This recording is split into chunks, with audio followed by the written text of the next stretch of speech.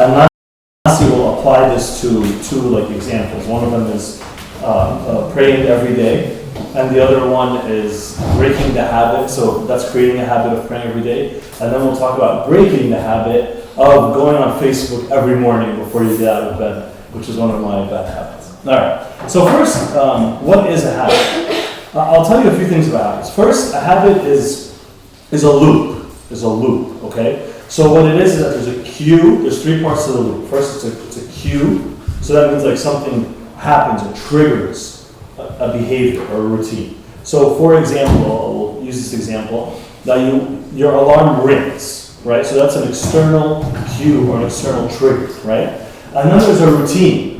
The routine is, for example, the alarm goes off, you wake up and you kind of, like, we all kind of do something in the morning. Every once in a while the routine breaks and you're like, wait, I don't usually think about this, but today I have to think about this. Like, why did something break? And then there's a reward. So for example, your alarm goes off, you wake up, you go brush your teeth.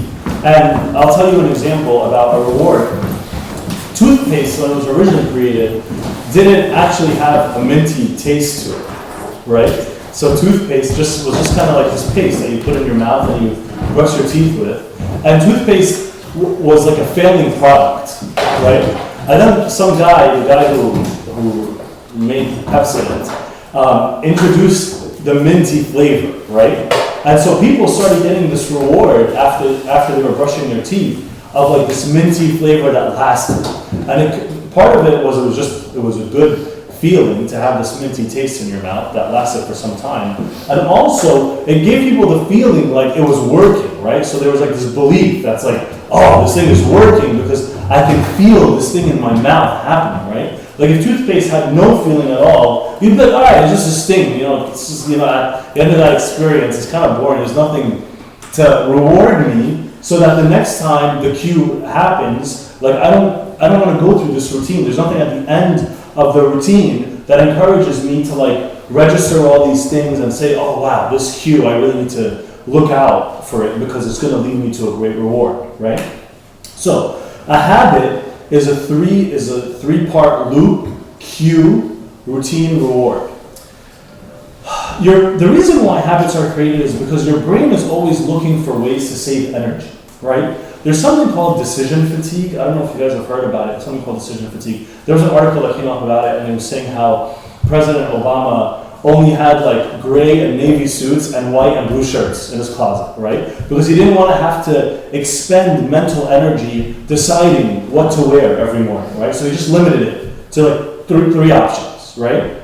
So your habits exist so that your brain can save energy. It doesn't want to be deciding again every morning what to do, right? So after a while, there's a part of your brain called the basal ganglia. I feel weird saying, why is that the wrong thing? I shouldn't be saying it. I feel weird talking in front of like health people. So, and saying what body parts are. So this is a hand, I'll stick to basic things. Hand, head, nose, routine, your basal ganglia is a part of your brain that is that is designed to just automate processes, right? And if other parts of your brain are not working, that part will still work, right? So people who are have brain damage or something, that part of their brain works. Is that right? Is that okay? Yeah, I read about it. You can even Google it, I promise. It's right. I don't work in medicine. I don't know anything about it. So your brain wants to save that energy. So there's a part of your brain that can automate these processes so that you're not even thinking anymore. Actually, your brain is kind of not working. Most of it's not working when you're doing these big habits, right? You're doing a whole series, a whole sequence of things, right? All right. So we spoke about the three-part loop, and I want to tell you some characteristics of habits before I tell you what their place is in our lives. The characteristics are: one is automaticity. So it's an automatic thing, right? It just happens. It just kind of happens, right? Like sometimes, how many of us actually remember all the different steps that they did this morning? Like all the different ones. Like, does anybody have any significant memories about brushing their teeth last night, or going home and changing into your PJs or whatever? Does anybody have any major memories about that. It's an automatic thing, right? It starts to happen. So that's a habit, right? Also, it's emotionless. It's emotionless, right? So what that means is that it doesn't, an emotion might trigger it, but an emotion might like happen as a cue. But the actual triggering of that, like, I am going to brush my teeth, and we'll talk about thought habits too. But all the things that get you to actually do that habit, to enter that routine, those specific things are emotionless. Even though an emotion might trigger it, and an emotion might happen, be the result of it, but the actual doing of that routine is an emotionless thing, right? Okay.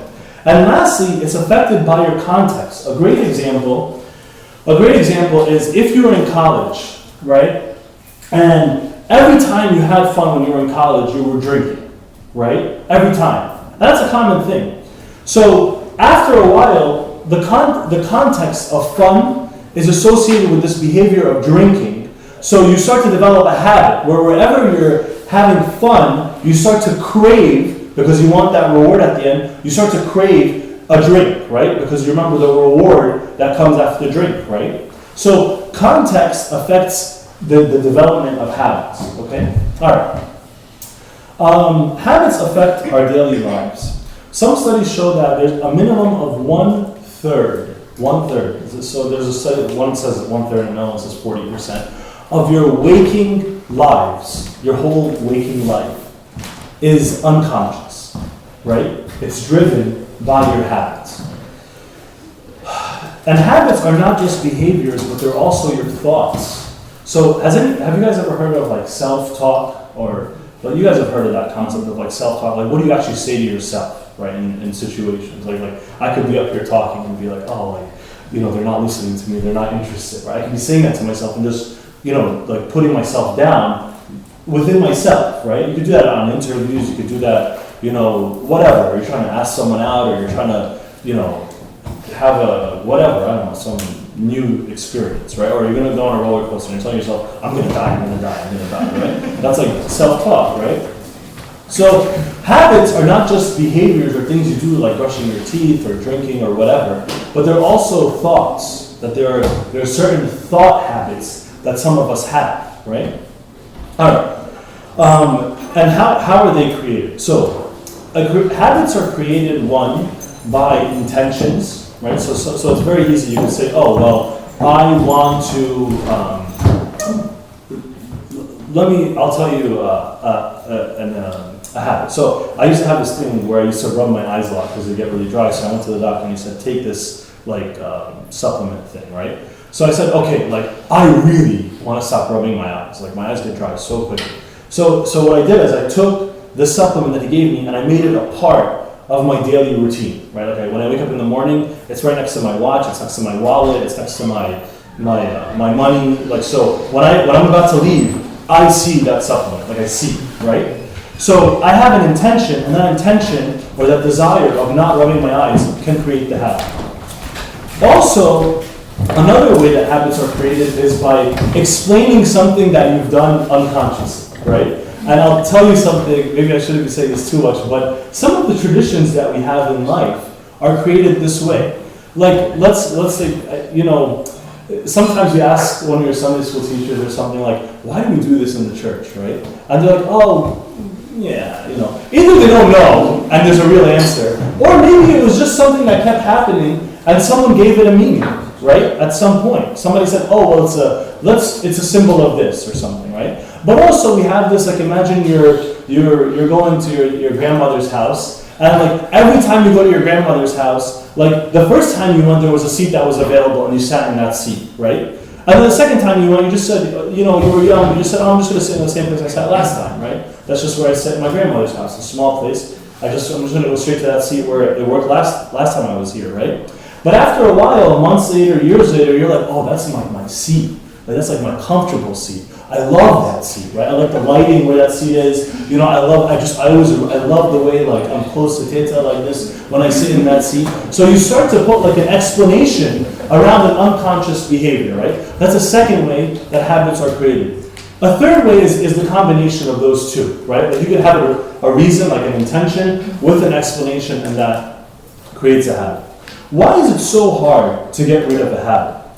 Really, because habits are extremely resilient. Remember I was saying that it's stored in this really like simple part of your brain that is like a master at automating things, right? It's in a part of your brain that's a master at automating things. That's why, and I'm just going to say this because it's really important, is that anytime you have a habit, a good one or a bad one, if you try to break it or change it, you will always have a risk of relapsing, right? You will always have a risk of relapsing, right? That's why when somebody says, oh, but I'm just going to try it, or oh, but I could always stop later, right? No, it's not that simple. Because once you expose yourself to a habit, you will forever be at risk or greater risk of relapsing. Does everybody get that point, right? Like, you start smoking, right? Okay, you can stop smoking. Yes, you can. But now, for the rest of your life, you're always going to have to fight that, right? There's always going to be a greater risk of relapsing, right? Whatever it is, right? Maybe, like, I just heard about someone who has like an addiction to premarital sex, right? Or they're just not married, so they're addicted to sex. But so there's just someone who's just living this life, right? And that's it. That's just the life they're living, right? So they're always going to have a problem. They're always going to be fighting. Maybe it's overeating. Maybe it's cursing. Maybe whatever it is, right? But or maybe it's just like I don't know, like whatever. Also, so that's an important point. And also, habits create, are you ready for this? Habits create craving. Habits create craving. It's not always a bad thing, by the way. I'm saying, like sometimes we're saying, oh, craving is a bad thing. No, you could crave something that's good, right? You can want something that's good, it's fine. But the point is that the habit itself creates craving. So what ends up happening is that just the cue can make people start to anticipate the reward, right? Like imagine you have this habit of like every time you're going back to work from lunch, you pass by like a cupcake shop or a cookie shop or whatever, and you buy a cookie, right? Now if you want to break this, right? Now every time you walk by, you're going to start to anticipate the reward of having the cookie, right? So it's going to be hard, right? So the habit ends up creating this craving in you that you never even, that you weren't even thinking about. All right. Are there any questions so far? Any questions? Is everybody with me? All right. So the process to create and break habits. These are like two different processes. Okay. So you know how sometimes in life there are things where if you want to do this thing, take it out and replace it with this. This is not one of those things. This is like there's two separate processes. Okay. So there's a process to create a habit and there's a process to break a habit. Okay. The process to create a habit. There's a method called the WOOP method, WOOP, which stands for wish, outcome, obstacle, and plan. Wish, outcome, obstacle, and plan. I'll tell you guys my sources so you can read more on this. So wish, so if I want to create a habit, I have to define my wish, right? Like what do I want to actually do, right? Like do I want to pray every day? Do I want to go to the gym? Do I want to make sure I don't know, eat a vegetable or whatever. Okay? Just think of a habit, right? So, but you have to be specific. And then, so after you define the wish or what you want, you have to also identify what the outcome is that is going to motivate you, right? Like, what do you actually want to get out of this experience? Do you want to, or maybe you could create a habit of like sleeping by a certain time, right? Like that's it. I'm going to sleep by a certain time. And that's going to give me more rest. And then you want to start to think about the obstacles. So let's use one example and stick with it. Imagine your wish is to run every day, right? Run outside every day, right? So you want to wake up in the morning and run in the morning. So your wish is to run every morning. Your outcome is you're going to be healthier, you want to lose weight, you want to have better heart health or whatever, right? What are the potential obstacles? Can you guys tell me what the obstacles are to waking up in the morning and running every day? I'm sure we've all experienced more obstacles than successes, yeah? Just laziness. Laziness. Being tired. Right, very good. So like excellent. that feeling like when your back hurts and you don't want to get up because it's early. Yeah. That's probably gonna kill it. That's me like every morning and even throughout the day, yes. Thanks, like good. So like laziness, excellent example. Can I have another one? There's some like obvious ones that are actually out of your control, yeah. Like say you have so much things to do today, like say you have work, and a lot of stuff to do. So just no time. Yeah, okay, good. All right, so like busyness, right? Okay, yeah. Oversleeping, yeah. Okay, good. What else? The weather, right? Like the weather. Like so for example, like you want to go out and run, but it's raining. There goes my health, can't do it, right? I gotta leave. What else? Was there another one? Did someone have their hand raised back there? Any other obstacles? Yeah. No sense of urgency, so it's kind of like lack of willpower, right? Or lack of motivation or laziness or something, right? Okay, good.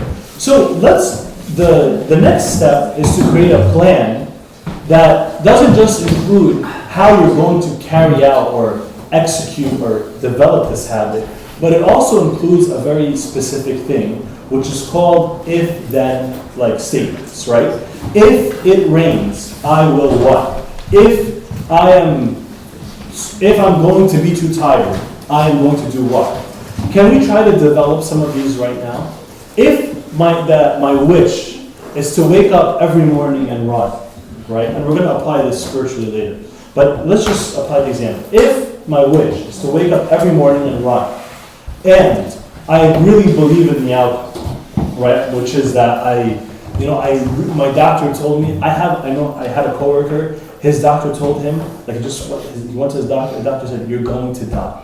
Like you have to eat better. That's it. He just said, you're going to die. And the next day, the guy's eating salads and all this, eating much better. I was like obese.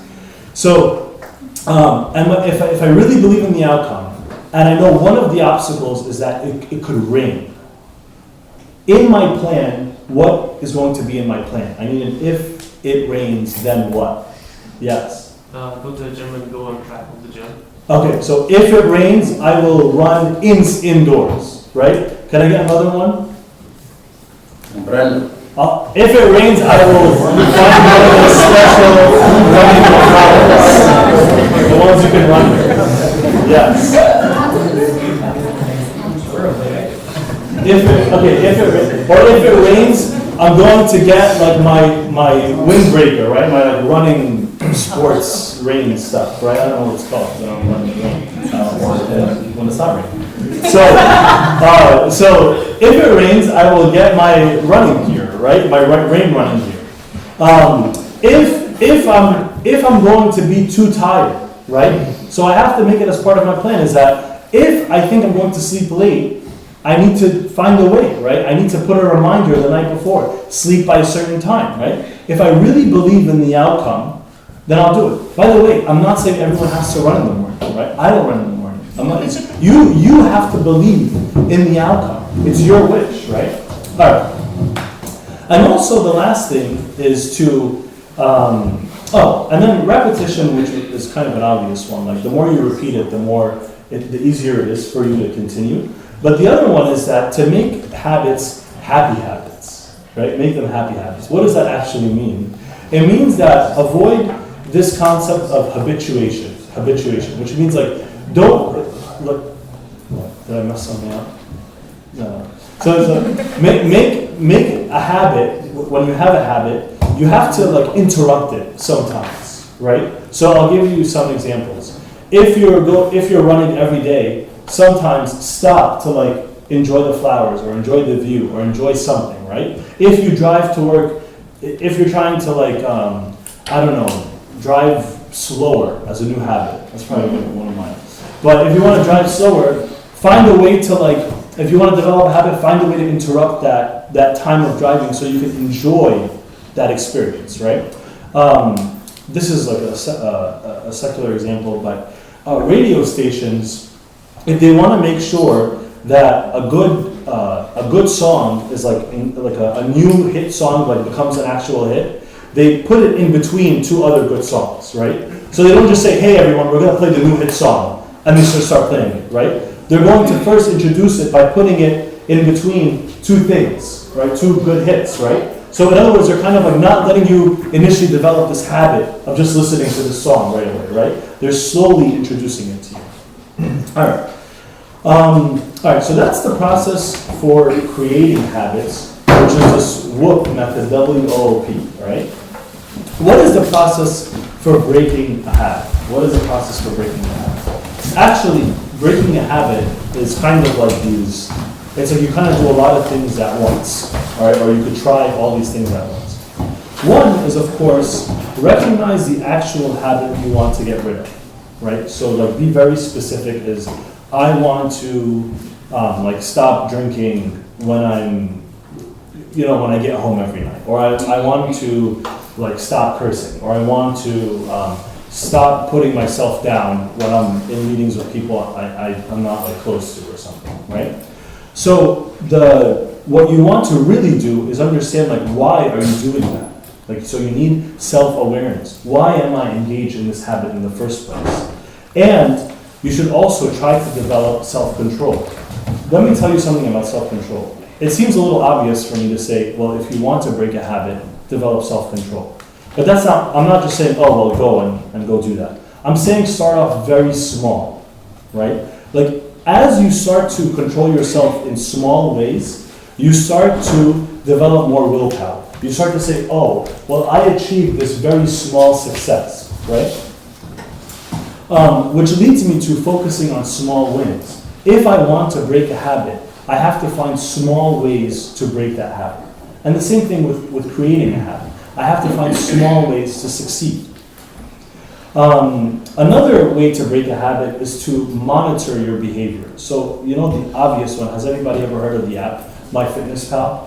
Has anybody ever heard of that? Right? Like that's an app where you, all of a sudden now, like every time you eat, you start to track it, right? You're just tracking. So slowly you start to say, oh wow, I succeeded in achieving this many calories by this amount of time. Or oh, every time I eat, I have to make sure I log these things, right? So another way to break a habit is to distract yourself. Like we're getting distracted right now. No. But it's no, it's fine. So it's to distract yourself. So an example here is like if you have a habit and an addiction, of course, to smoking, your goal isn't to change the cue or like I'm craving a cigarette, or to change the reward necessarily, which is I feel more relaxed or I feel like I don't feel as agitated as I did before I smoked. Your goal is to change the routine itself, right? So usually a lot of times they recommend is replace the actual smoking with chewing gum. Replace it with something else, right? So if you leave the cue the same, you leave the reward the same, but you change the routine, right? Does that make sense? Is everybody getting that? Okay. Don't resist the craving, but change the routine, allow the cue and the reward. And lastly, to break a habit, one of the best times to change a habit is when you're on vacation. Does anybody know why? Yes. Because you develop new habits, it's different than what you used to. Yes and no. Yes, it's also the best time to develop a new habit, but you're right. You're like sort of right. Yeah. Because you're breaking your life routine? Yes, that's right. And I'm looking, you're right. Now, but I'm looking for a specific word. What are you changing when you're on vacation? Environment. Your environment, right? You're right. So when you change your environment, the whole routine and the cues get like what's the word? The whole overturned, right? So the whole thing gets like completely discombobulated, right? It's not a technical term. But so when you are like on vacation, now all of a sudden you have to think about what you're going to do when your alarm rings. Actually, you have to think about how to even set the alarm, right? Or where you're going to charge your phone if that's where your alarm is, right? So that's the best time to get rid of a habit or to create a new habit. All right. So I want to apply this to two examples, and but I want to see if there's any questions first. You guys with me? Do you guys feel like this is relevant? Yeah. Yes? Okay. All right. All right. So now I want to talk, let's apply this to creating a habit of praying every day. Praying every day. So remember the WOOC method, which is, what's the first word? Wish, right? Outcome, obstacle, and plan, right? Okay, so wish, outcome, obstacle, plan. So remember that method, and remember that it's a cue, routine, and reward, right? Cue, routine, and reward, right? Okay, so my wish in this application is what? What is it? Let's articulate it together. My wish is what? To pray what? Every day, right? So we want to be specific too, right? We can't just say, my wish is just to pray, and like, you're not going to get anywhere, you're not going to develop any habit if that's your wish. So your wish is to pray every day, right? You can even be more specific, is to pray once per day, right? The outcome, what is the outcome of praying every day? Building a relationship with Christ. Yeah, okay, good, right? So good, you said it, right? And if that's not something that you're willing to do, then find something else, right? Like, this isn't like if building a relationship with Christ doesn't feel interesting for you, it's going to break, right? You have to focus on that, right? We're just talking about once you have the motivation to do something, but you're just struggling to develop an actual routine or a habit, this is what we're talking about. We're not talking about, like, why do I need to do this, right? That's a different day, right? All right. So what are the obstacles to praying every day? I have 100 in my own life. What are some of the obstacles to praying every day? You're tired. You're tired, right? You get tired. Yes. You're busy, yeah. So and busy. It's like in two ways, right? Busy is like I can't find. There's no time to put prayer in, and also like my schedule can shift so much that I can't even like it's not even I can't fit prayer in. I don't know where to fit it, right? Even if I do have space at some point. All right, good. And there's another obstacle, which is an easy one. Yes. Knowing there's no immediate consequence. No, okay. That's not an easy one. That's a real one. Okay. Phone. They're too smart for this one. So knowing there's no immediate consequence. You're right. The phone is a good one. Yes. What else is an easy obstacle? Oh, that lazy feeling you get in your back. Yeah, that lazy feeling in your back. Very good. That's the obstacle to all habits and to all success in life. So there's one where you just forget, right? Like, isn't it easy to forget to pray? Like, doesn't that does that only happens to me? No. So, like, something you just forget, right?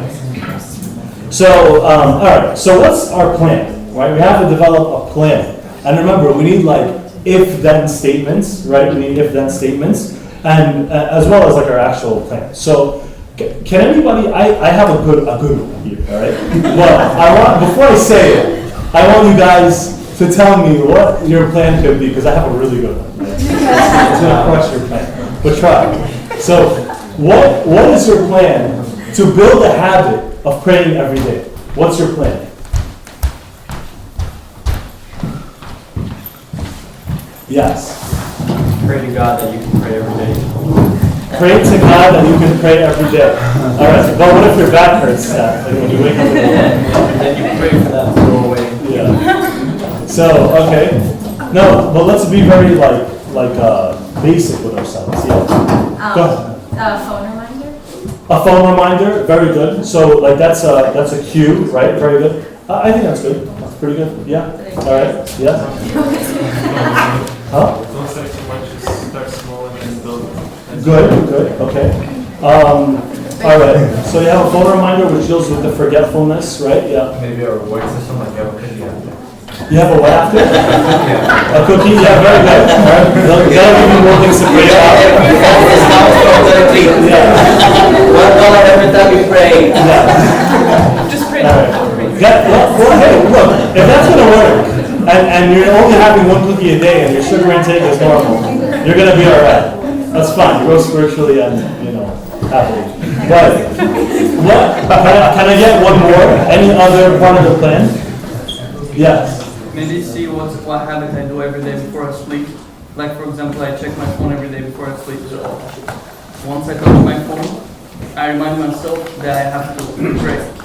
So, Good. like, everyone check his phone before he sleeps, for like at least 20 minutes. Yes. So once you touch it, okay, this is the time to sleep. Pray. You put it away and pray for like 10, 15 minutes, and then yeah. Good. That's a more detailed example. Very good. So let me tell you something that I put together. It's just one thing for one person. So in the morning, this is just an idea, and I don't do this, but it's just an idea. In the morning, as part of your morning routine, you could put a cross, like okay, let me tell you the obstacles, right? The obstacles, like if I was to try to do this, right? One is I would always wake up late. Like I'm a night person, so I wake up like my back hurts, like I can't, like I don't want to wake up, like it's just the mornings are very hard for me, right? So if someone's gonna tell me, Makar, you gotta run in the morning, you gotta pray in the morning, you gotta, do anything in the morning, I'm not gonna do it, right? I just don't do things in the morning.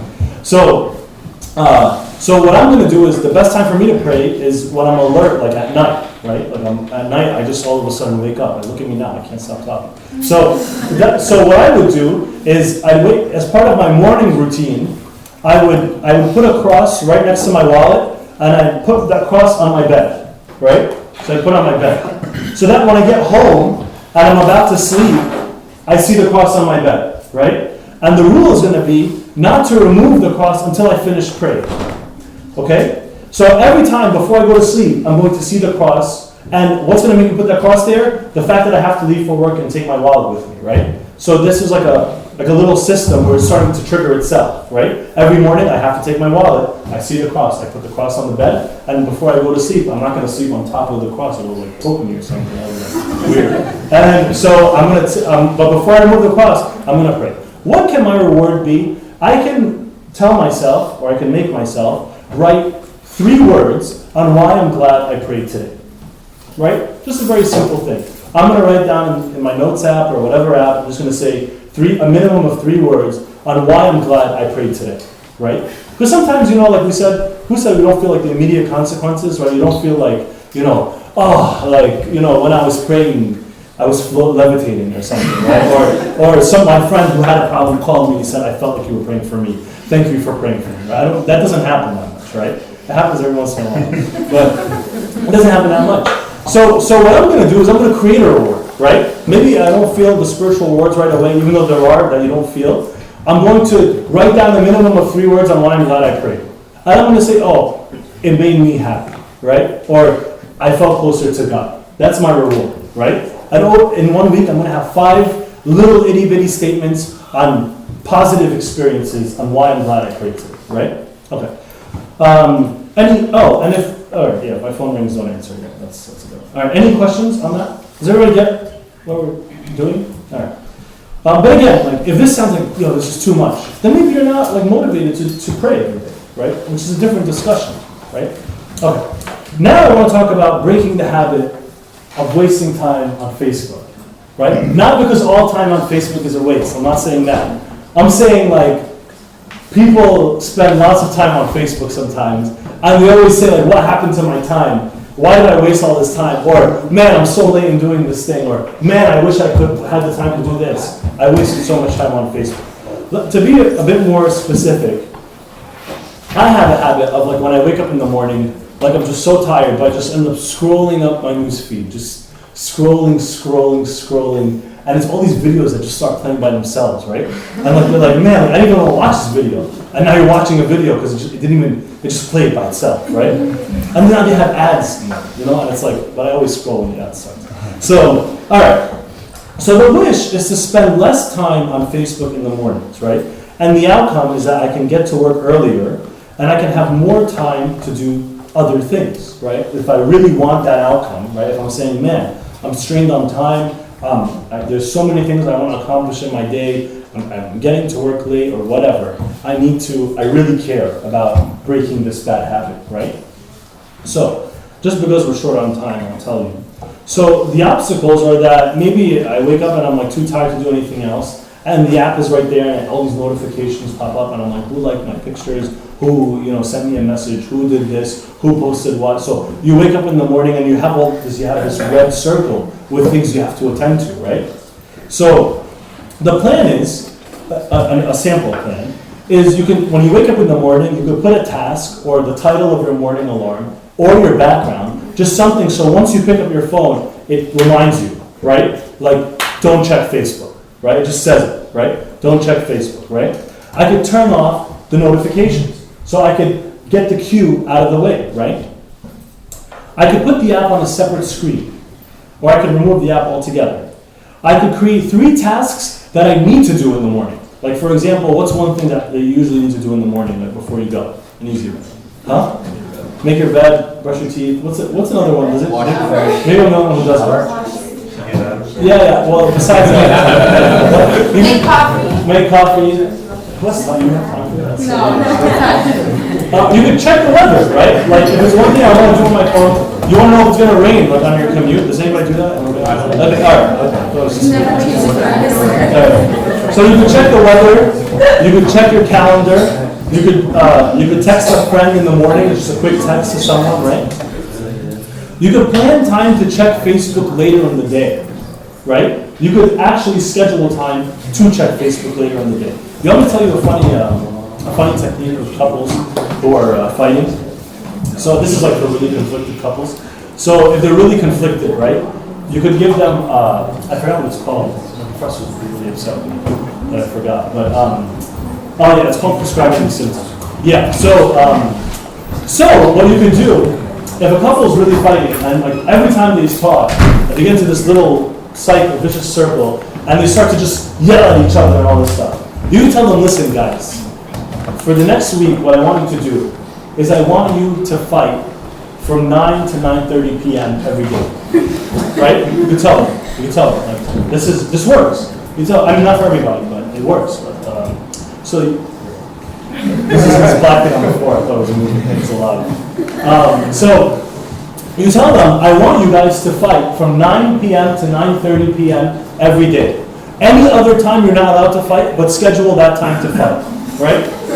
What you're helping that couple do, realize, because they come in to therapy and they're saying, oh, well, she told me this, so I had to say that, and he said this, so I had to say that, whatever, blah, blah, blah, blah. And so once you tell them you have to fight from 9 to 9:30, all of a sudden they start to realize that I have control over my reactions, right? If I'm able to move my reactions and my fighting to a different time, I have control, right? I have control in this situation, right? And sometimes they don't realize that, right? Sometimes they're like, oh, like, we had to yell at each other. I had to punch him. There was no option, right? It was time to punch him. So you tell them, okay, look, fight from 9 to 9:30, and then she's going to be like, wait, I actually didn't have to punch him at that time because I waited till 9 o'clock to punch him. No. She's going to be like, wow, and by 9 o'clock she doesn't have anything to fight about, right? Or he doesn't have anything to fight about. So what you could do is you could also plan for yourself a time to check Facebook, right? So you can say, hey, listen, I need to check right now because I have a whole half hour that I am dedicating, I am consecrating, right, for checking Facebook, right? All right. Also, what is the reward from checking Facebook? What is the reward, right? I'll tell you a possible reward, which is that you actually, and this is not a bad thing, which is that you actually feel connected to people, right? Like you see what's going on when you sometimes don't have time to actually interact with people, right? So maybe what you can do is if you plan to a social event, right, and you plan for it in the future, right, it'll be easier for you to say, oh, well, that same reward that I was getting from Facebook, I can get it in a different way, right? And I'm not saying Facebook is bad. This is not the point at all, right? I'm just saying if you have a bad habit of this and you want to change it. And lastly, you can note your progress every day. You can even post it on Facebook at appropriate time. You can say, look, I was able to check Facebook from 9 to 9:30, right? I did it, guys. I didn't check it any other time. All right. Are there any questions? Do you guys feel like this is relevant or irrelevant? Does anybody, my last question is, does anybody feel like any of this is impractical or hard to apply?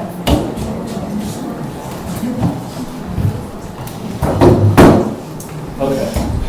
Just so you can know the sources for this stuff that we're talking about, there are 2 good books. One of them is called Making Habits, Breaking Habits by Jeremy Dean. And another one is called The Power of Habit by Charles Duhigg.